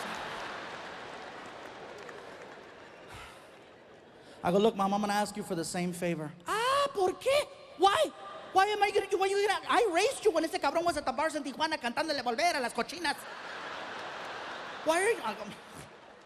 I go, Mom, listen, it's an easy favor, but it's a hard one, okay? I don't have any pictures of you, my dad, and me together. Because he wasn't there, Mom. I know he wasn't there, but you know what? He's here now, and he's not that bad. It would mean a lot to me if I could take a picture with the 2 of you and myself so that I could frame it and put it on my wall. Why? Mom, so that when people come over the house, I can point and go, look, those are my parents. I've never been able to do that. And it would mean a lot to be able to say, look, these are my parents. One picture. Just one picture. So I says, would you please entertain the idea of getting together with us for a few minutes so that we could just take some pictures? And she goes, no, mijo, you can't ask me to do that. And we went back and forth for a while, and she eventually agreed to it. She goes, okay, pero not right now. Ahorita no, mijo, I have to get ready. I'm like, oh, God, really? I go, well, Mom, here's the deal. My dad went back to Mexico. He'll be back here in 8 months. Is that long enough? I can do 8 months. 8 months, si se puede, 8 months, okay. All right. And I was excited, you guys. We had a date planned out. We had a restaurant. And I told her, I says, look, here's how it's going to work, Mom. We're going to walk into this restaurant. You're going to sit on my left. He's going to sit on my right. And we're going to take 3 pictures. And then we're going to leave. And I'm going to take you to Golden Corral. And she tells me, why does he get to sit on the right? You can sit on the right. Oh, my God.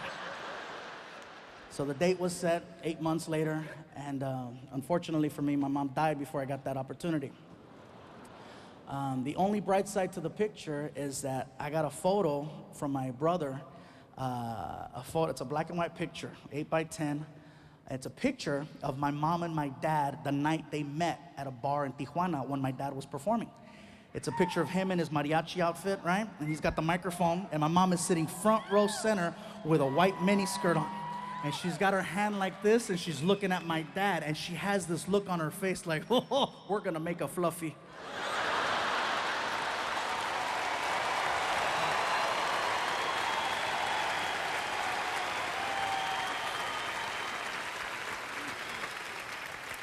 I never framed it. I keep it at home in a drawer. It's weird for me to look at the picture like on a regular basis. So I keep it in a folder in my drawer, and every now and then I open it and take a look at it. And I'm like, all right, it's cool. It'll make me smile. Here's what I was talking about earlier, about the whole parallels with my son and with me. As this whole situation's going on where my dad comes back into my life, Frankie's dad comes back into his life at the exact same time. And for me, you guys, this was way more upsetting than with the whole situation with my dad. This guy emails me, right? He had my email address, and of course, now he decides to use it.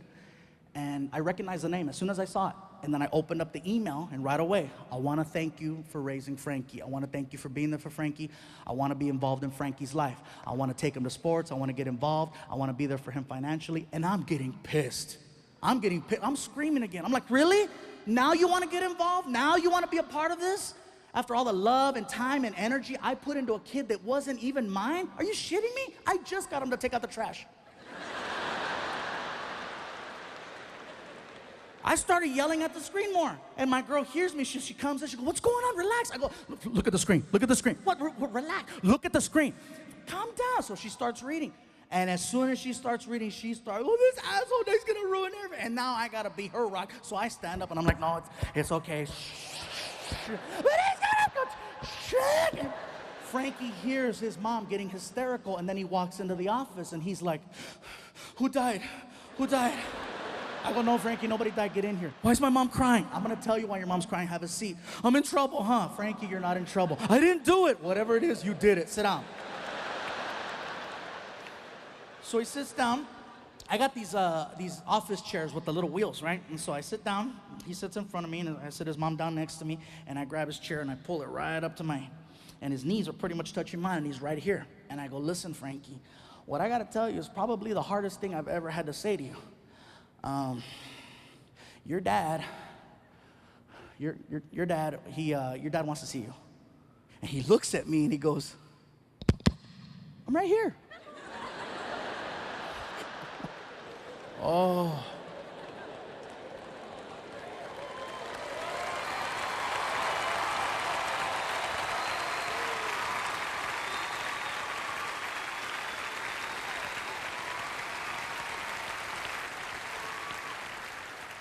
I go, Frankie, I love you so much, but that's not what I mean. Oh my God. Your dad. Dad? Oh my God. The man that gave you life? Jesus? No! Oh my God, that's my dad.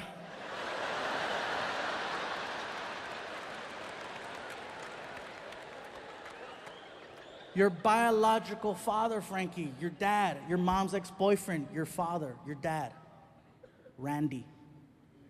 And he went from having this look of confusion to like a straight up despaired look. He just looks at the ground and he starts mumbling. And as soon as he finished mumbling, he starts telling me his memory, his last memory of his dad.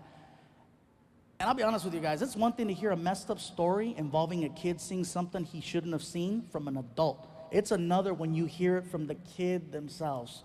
And so for me, I'm just like, oh my God, why am I putting him through this? And so he starts telling me, and my girl's just bawling, and I'm getting choked up. And I go, look, Frankie, whatever you want to do, okay? I go, we support it. If you want to see your dad, your mom and I will make it happen. If you don't want to see him, you don't have to see him. But you're old enough now, and it has to come from you. So you let us know whenever you're ready, and we'll make it happen. Either way. What do you think I should do? Frankie, I wish I could tell you. I wish I could tell you, honestly. But you saw what I just went through. You were yelling at the mirror. I know I was yelling at the mirror. I know. What did you do? Well, Frankie, in my case, it was different because my dad waited 30 years, and so I had to wait 30 years. And fortunately for me, I was more mature, and I was able to handle it a little bit better. Plus, your mom was there to keep me in check, so I didn't do anything stupid. But 30 years, it actually worked out pretty good, and now we have an actual, we're going to go back and forth and start talking. So 30 years worked out for me. And then he looks at the ground, and it felt like it took forever. And I wanted to ask him if he was okay, but I didn't want to accidentally trigger another memory and put him through that same thing again. So I'm just waiting, and his mom's waiting, we're just waiting. And then he looks at me and he goes, you know what? I'm gonna wait 30 years too. Oh my God. I got so choked up, I started crying, and then he puts his hand on my shoulder, and I started bawling. And then he hugs me, and I'm like, oh my God, we're hugging, and I'm crying, and his mom's crying, and then she looks at me. Now what are you gonna do? Now what are you gonna do? What do you think I'm gonna do? I'm gonna get him an iPhone.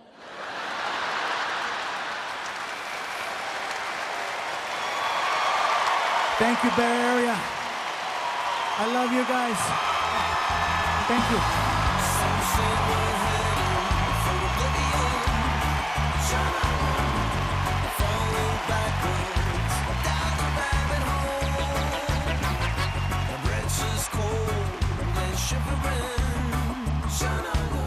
Somebody tell them we got you for your soul.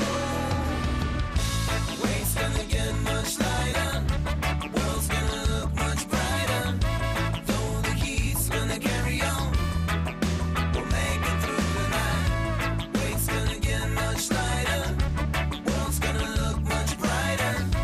Though the heat's gonna carry on, we'll make it through. They say we're feeling the tension. Spreading verbal venom around this very home. But we judge all by actions. Love's the only answer. I was pressured down. Weight's gonna get much lighter. World's gonna look much brighter. Though the heat's gonna carry on, we'll make it through the night. Weight's gonna get much lighter. World's gonna look much brighter. Though the heat's gonna carry on, we'll make it through.